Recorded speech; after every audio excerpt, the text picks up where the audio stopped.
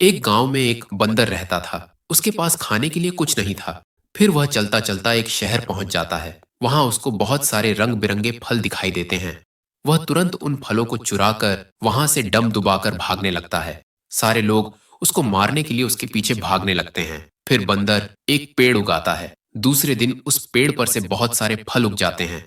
फिर बंदर उन सभी फलों को बेचने निकल जाता है। फिर बंदर अमीर हो जाता है। लेकिन अभी भी बंदर रोता है कि लाइक सब्सक्राइब नहीं किया।